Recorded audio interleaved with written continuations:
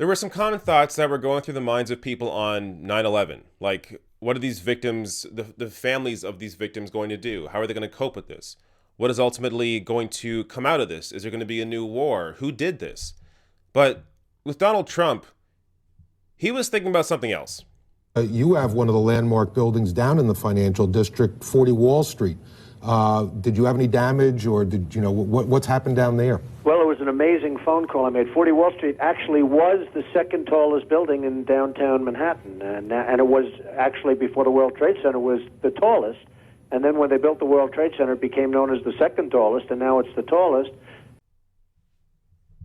This is on the day of 9/11. The day the Twin Towers fell, Donald Trump was concerned about, or boasting about, the fact that his building was now the tallest building in Manhattan. This is a pattern of somebody who has clearly shown a severe lack of empathy for others. Now, here's just another example of how Trump used 9/11. Trump applied for and received $150,000 in state funds intended to help small businesses affected by the attacks, despite the fact that his business was not affected. The fund was supposed to cover uninsured losses for small businesses, but Trump somehow received $150,000 in taxpayer money. His application cited rent loss, cleanup, and repair, yet none of Trump's properties were actually damaged in the attack. Now, are you really surprised?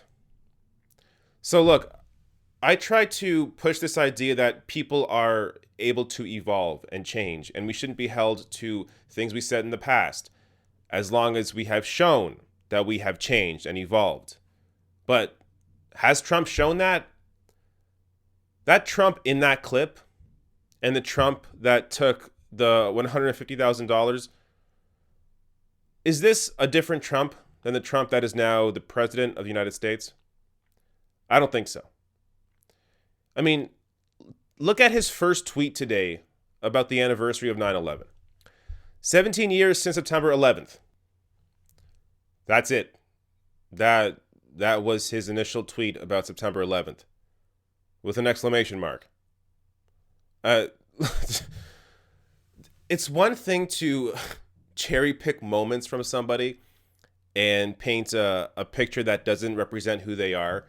But if you follow Donald Trump, you see his speeches, you read his tweets, this is who he is. Donald Trump is very likely a sociopath. At the very least, he has narcissistic personality disorder. I mean, he has serious issues. This is a guy who is so obsessed with himself, doesn't understand how to relate to anybody else, doesn't understand how to empathize, and he's the president.